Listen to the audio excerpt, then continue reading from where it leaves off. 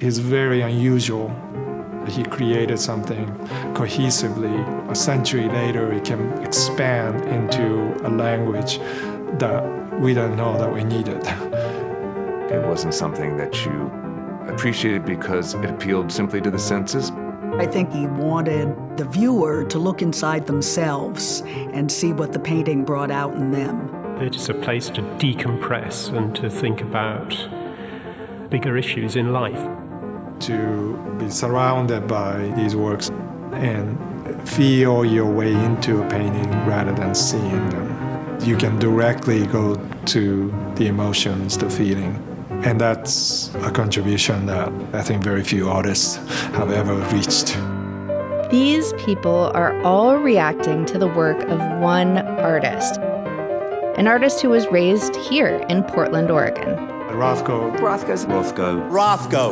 I've known a few people who have sat in front of Rothko for an hour, and it has literally changed their life.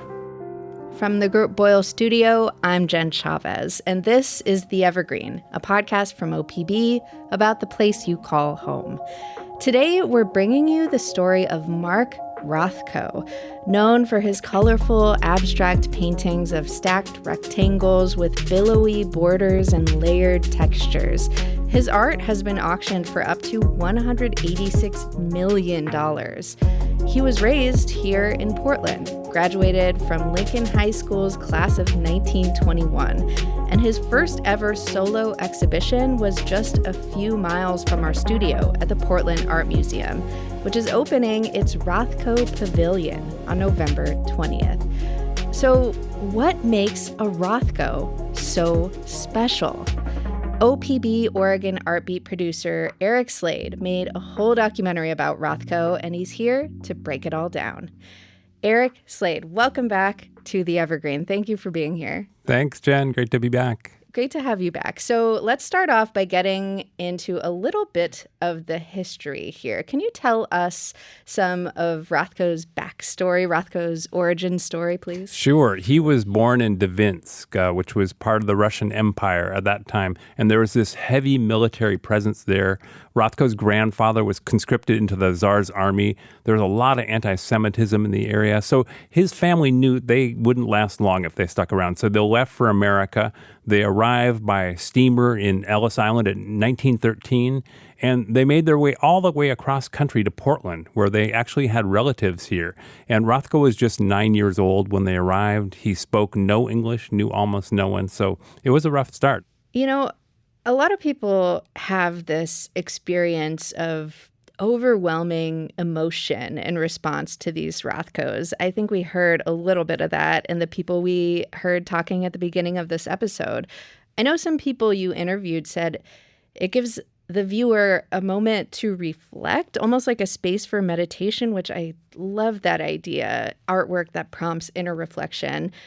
His children felt he was trying to put forth philosophical ideas within his art. Here's his daughter talking about that, Kate Rothko Prezell. I think my father's approach was really a philosophical one. When I look back at how he made his decision to become a visual artist, I think he was really searching around to look for what medium he could use to express the ideas and the emotions he wanted to convey to the public. But it seems like everyone has like a very different experience when absorbing his art.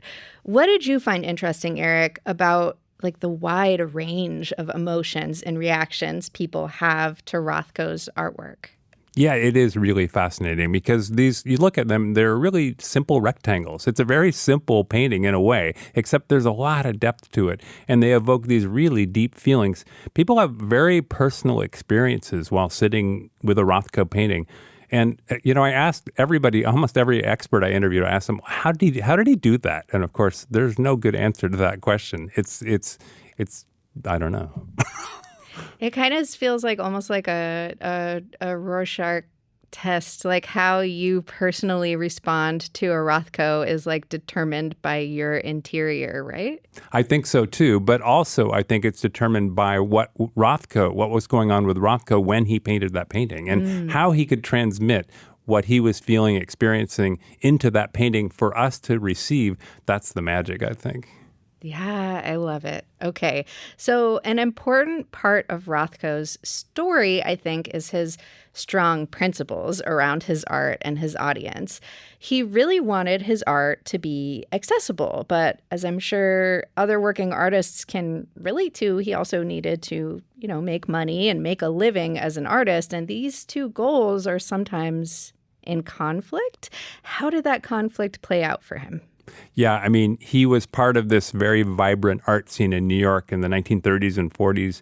And these are the painters that are in the middle of creating the abstract expressionist movement in America. So it's a big deal. I think they don't know it at the time. But what they do know is this is important to them. And most of them weren't making any money, but they were exploring some deep ideas and trying some brand new things. Rothko and Adolf Gottlieb had a show in 1943 where they unveiled some of this brand new work. And it was reviewed by the New York Times, which was a big deal, except it was not a good review. Oh. The Times reviewer calls their paintings obscure, among other things. Oh, no. But instead of just sucking it up and moving on, Rothko and Gottlieb decided to fight back. And they write a rebuttal to the Times. And the Times actually decides to print their rebuttal in full. And it's not just a rebuttal, but it becomes sort of a manifesto with their radical new ideas about art spelled out in this numbered list. And we had several people in the documentary read that point by point. We salute this honest, we might say cordial reaction towards our obscure paintings. And we appreciate the gracious opportunity that is being offered us to present our views. We do not intend to defend our pictures. They make their own defense. Number one, to us, art is an adventure into an unknown world which can be explored only by those willing to take the risks. Number two, the world of the imagination is fancy-free and violently opposed to common sense. 3, it is our function as artists to make the spectator see the world our way, not his way. Number 4, we are for flat forms because they destroy illusion and reveal truth. Number 5, there is no such thing as good painting about nothing. We assert that the subject is crucial, which is tragic and timeless. Sincerely yours, Adolf Gottlieb. And Marcus Rothko. Wow, that is so cool. Love to destroy illusion and reveal truth. And also, sorry, the voice that I heard at the beginning sounded a little familiar to me. Who was that? That's Alfred Molina. Oh my gosh. Yeah. Cool. Yeah, he actually played the part of Mark Rothko in the hit Broadway play Red, won 6 Tony Awards. Congratulations, Alfred. So 15 years later, in 1958, Rothko has achieved some success. And he, in fact, gets the biggest commission of his life to date to create a series of these large-scale murals inside the Four Seasons restaurant, which is this brand new fancy restaurant that's just being built in the center of New York. So this is a big deal for Rothko, for any artist. He finishes the paintings, these large murals that are going to go all around the restaurant. And then he goes to have dinner at the restaurant because it's just been completed. And he is horrified because this is a fancy, upscale Tony restaurant, people in fancy clothes having fancy foods. And he decides he wants no part of this. He does not want his paintings to be the background to people having dinner. So he cancels the commission and he returns the money. I spoke to his son, Christopher Rothko, all about this. My father was nothing if not principled, and ultimately he cared more about the well-being of his artwork and the expressive message that he was trying to bring than the prestige of having the Seagram Commission and even the $35,000, which he sorely needed. And as Christopher says, returning that money was a big deal. $35,000, and today's money is like $300,000, something like that. It was a lot of money, and he was still, an artist on the way up. He didn't want his work to be a backdrop for people, though. He really cared about how his work was seen. He was known, actually, this is funny. I mean, I heard this from many people. He was known to actually go to galleries and museums and adjust the lighting, against the gallerists or the curator's wishes. But he wanted his paintings to be seen in just the right way. And so this is a story that illustrates all of that. Yeah, I admire that commitment, honestly. Yeah. Well, coming up after a break, we'll hear more about Rothko's upbringing in Portland and the new addition to the Portland Art Museum, the Rothko Pavilion. Thanks for listening to The Evergreen, a podcast from OPB about the place you call home. If you dig what you hear, subscribe to us on your favorite podcast app, and we'll brighten your Monday morning a little bit with something new and inspiring to listen to each week. You can also follow OPB on Instagram at OPB Photo, or follow me directly at Jen Chavez OPB. That's Jen with 2 N's, and I will keep you posted on everything Team Evergreen is up to. And remember, this episode about the life and work of Mark Rothko and all the great OPB reporting and storytelling you hear on this show is made possible by the support of many thousands of OPB members. That's the beauty of public media, my friends. We could not do it without y'all. Support our journalism by becoming an OPB sustaining member today at opb.org/pod. And now, back to the show.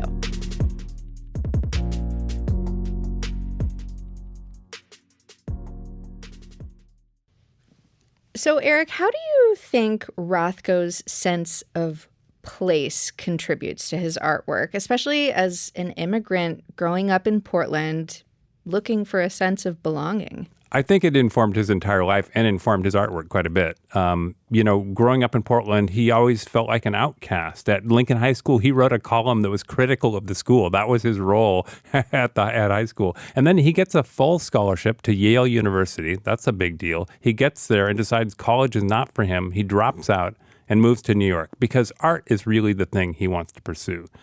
But he said he never really felt at home even in New York, even anywhere in the U.S. I mean, I think he was on a constant struggle to find his place here, and that's really reflected in his struggle with his own name. I talked with Bruce Gunther, who's the former curator of the Portland Art Museum, all about this. Rothko arrives in this country as Marcus Rothkowitz. It's an event that shapes his being his entire life. Rothko changed his name in 1940 because of an offhand comment by his dealer, who observed that she had too many Jewish artists and she couldn't offer him a show. And he realized that he could solve this problem by shortening his name to Mark Rothko, American citizen. And I think that feeling different, feeling out of place is part of why he was able to create artwork that no one had ever seen before. And I think even in the world of art, he struggled. He tried lots of different kinds of artwork before he really found that thing we call a Rothko, that classic Rothko that we know as his work.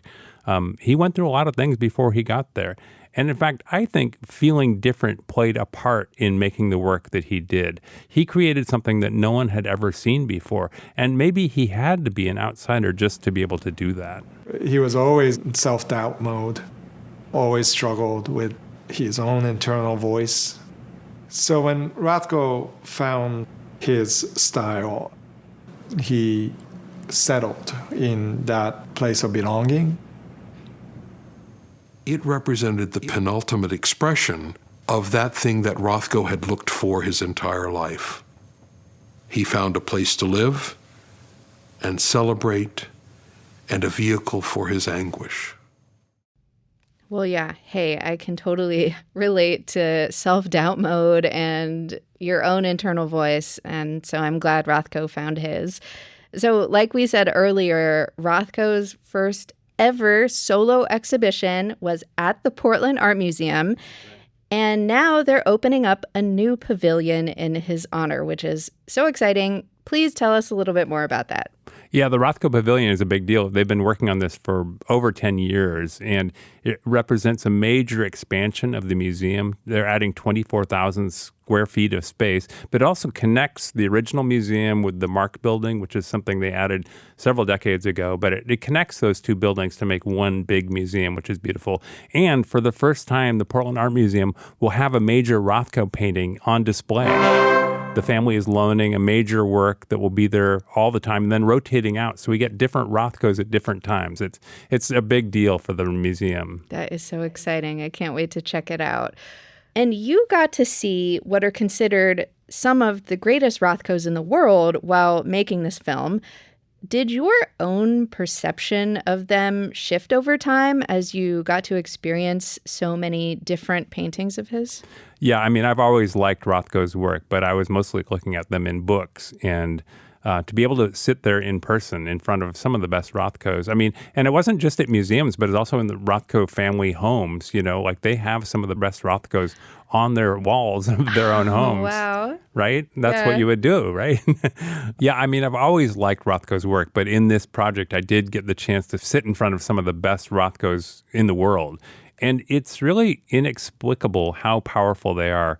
And I think that's the thing I take away from this experience is just the power of art. I mean, what an artist puts into a canvas can actually communicate directly to the viewer. And that, to me, is really remarkable and inspiring that art has that effect. It actually is, it works. Mm-hmm. Do you remember anything in particular that was communicated to you by one of these paintings, like a feeling you had or an impression that you had sitting there looking at one? It's almost beyond words, but a lot of people talk about sitting in front of a Rothko and being moved to tears. And I'm one of those people. They make me cry all the time. And I don't know what that is. And I mean, maybe that's the thing, that there are things that are inexplicable in the world and they're powerful. I love that. I also love to cry, so relatable. It's all good. After all this time you've spent diving into Rothko's world, what are your feelings about why he and his work still matter now, are still important for us to reflect on in 2025? Yeah, I mean, it's something I think about a lot. After Rothko died, his artwork continued to get more and more and more popular. And in fact, today it's studied more, celebrated more than ever was when he was alive. In fact, he never lived to see himself become sort of this household name. And what I love is that people are still studying his work, still examining his work, and still trying to understand what is it about a Rothko that makes us feel so deeply. And still, no one's quite understood it, but we continue to ask the question. We interviewed Mako Fujimura, who's also an artist, who you heard a few quotes from earlier. And I really like what he said. He said, we live in this chaotic world, and Rothko's work can give us a place to transcend that, to sink deeper, to be reminded of the things that really matter most in our world. And anything that can do that, I think, is valuable. Well, Eric, thank you so much for making this cool documentary and for coming into the studio to share with us today. Thanks, Jen. It was great talking with you. Likewise. You can watch Eric's full Oregon Art Beat documentary at pbs.org and find more of his Rothko coverage at opb.org. We'll also drop links to both of those in our show notes. Thank you so much for listening to The Evergreen, a podcast from OPB. Malia Fast produced this episode, and our technical director is Stephen Cray. Nalene Silva engineered the episode. The OPB podcast team also includes Mia Estrada, Julie Sabatier, and Sage Van Wang. Eric Slade, Jason Longo, Michael Ben-Dixon, and Tom Schreider did the interviews you heard.